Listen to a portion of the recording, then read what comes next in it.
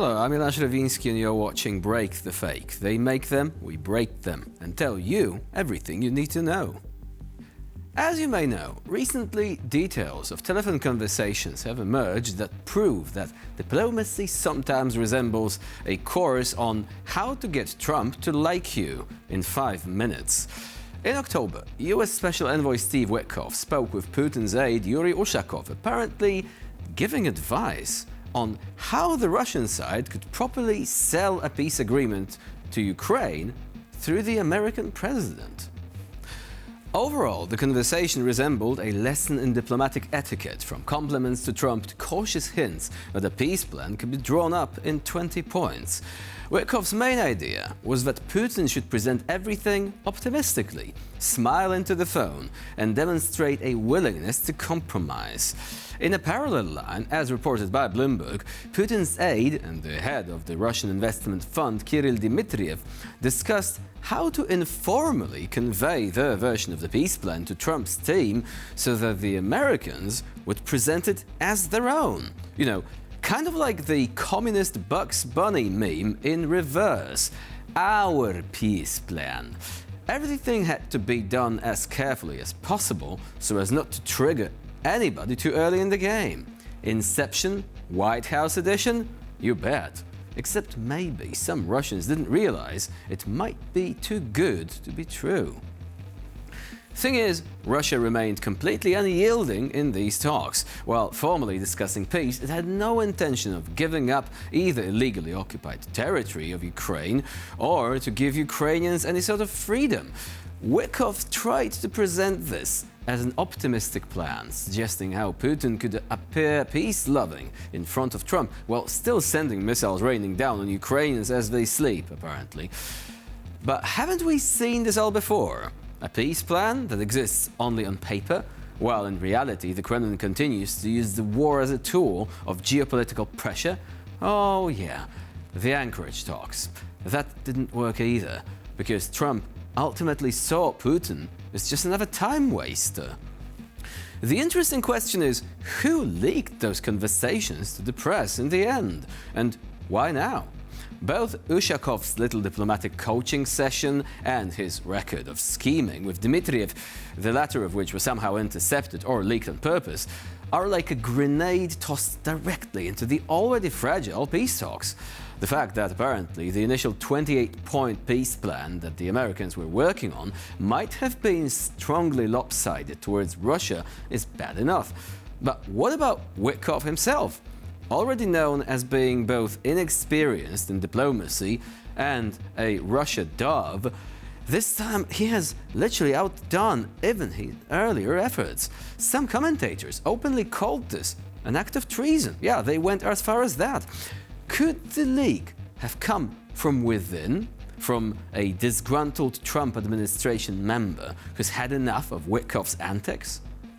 Or could Russia itself have self-sabotaged the whole thing, knowing it will lead nowhere? Seeing how the original 28-point plan is already being softened with the most unacceptable stuff being thrown away, perhaps Moscow decided to scuttle the negotiations, blame the failure on Ukraine and the Europeans, obviously, and benefit from the ensuing chaos. What are the answer? It seems like a certain real estate mogul who decided to have a go at being the new Henry Kissinger might not get away scot-free this time. Trump's time as the host of The Apprentice should give him enough of a hint as to when to drop his classic line, you know the one, before this turns into some survival horror story instead. 28 points later. See what I did there? Meanwhile, US sanctions on Russia have Putin increasingly on edge, and that, arguably, is the real success story so far. More of that, please. The Russian Foreign Ministry has officially said that it welcomes the peaceful efforts of the United States. It welcomes them, but at the same time emphasizes that there will be no concessions from Russia regarding Ukraine, and that all the goals of the war remain a priority and will be achieved somehow. Which I guess means they only welcome peace talks if they end with the other side's unconditional surrender. Wow. The Kremlin is still living in its own wet dream, except Ukraine, luckily, is ready to provide a wake-up call. Приветствуем усилия администрации Трампа по поиску разумных решений, разумных развязок. Различные версии этого плана – это переговорный момент, ни о каких уступках, ни о какой сдаче наших подходов к тем ключевым моментам решения задач, стоящих перед нами, в том числе в контексте СВО, не может быть и речи. Я подчеркиваю, что различные элементы анкориджа, они сами по себе представляют компромиссные решения. Об этом тоже говорил президент Российской Федерации. According to experts, this position of the Kremlin demonstrates a classic hybrid approach, creating the appearance of readiness for dialogue in order to appease international partners, but in reality, the aggressor country's strategy remains unchanged: to maintain control over territories and advance its own geopolitical interests. This is part of a big information game, you see. The Kremlin demonstrates its readiness for dialogue in order to bribe the international community, but its real policy remains, aggressive in nature. Peace initiatives are perceived as props for a show, not as a real plan. Putin evidently wants to try another gamble, pretend he's interested in peace, even conjure up a weird 28-point plan and sell it to the Americans in a weird way we've already talked about, and at the same time, press on. Thing is, even if the Pokrovsk offensive is grinding onwards, does Vlad the Invader really believe his economy is actually invincible? Or maybe he knows it is not, and he's getting desperate for a propaganda win before being forced to stop. Whatever the answer, be sure that if Moscow wheels out a dove of peace, it's really a Trojan horse, or a Trojan bird maybe, filled to the brim with little green men with a taste for war crimes. Advice for Western leaders: go rewatch the 2004 Brad Pitt movie and think twice about letting history repeat itself. In recent weeks, Russian propaganda has once again demonstrated its boundless talent for fabrication.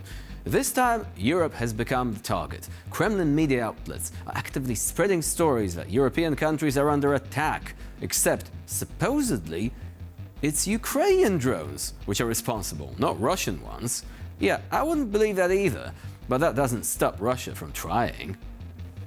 The most striking example was the report of an alleged Ukrainian drone crash in Romania, accompanied by a photo from the Romanian media. The photo does indeed show a UAV with an inscription in Ukrainian: "There will be victory." In fact, this photo actually shows a typical Russian Gerbera reconnaissance drone, which is a version of the Iranian Shahed drone, but without the warhead. All inscriptions on it, except for one, are in Russian. Russia is using drones of this type on a massive scale to attack Ukraine, and the presence of an inscription in any language, even if applied by hand, really cannot be proof of the UAV's origin. I mean, this should be obvious by now. At the same time, Romanian experts who examined the drone's wreckage confirmed that it is in fact Russian. Surprise, surprise. Similar cases have occurred before, you see, when Russian drone attacks in Poland and Lithuania were followed by waves of fake news with evidence, such as alleged inscriptions in Ukrainian. It seems that the Kremlin believes that a little paint can turn any piece of debris into epic proof of Kiev's guilt. The purpose of such manipulations is rather obvious: to discredit Ukraine, sow doubt among Europeans, and spoil Kiev's relations with its allies. The Russian disinformation campaign regarding the so-called Ukrainian drones demonstrates once again that the Kremlin is prepared to distort any facts in order to create its own alternative reality. Propaganda efforts such as inscription on a drone equals proof of Ukraine's guilt reveal not only Moscow's desperation, but also its detachment from reality. Yet one has to be cautious. There is always some useful idiots out there, ready to spread anti-Ukrainian sentiment. This is actually a signal to them, something they can latch onto. And it's those propaganda super spreader groups that really do require careful monitoring all across the European Union. And with this, we conclude this edition of Break the Fake. Please stay with us here on TVP World for more latest news and updates.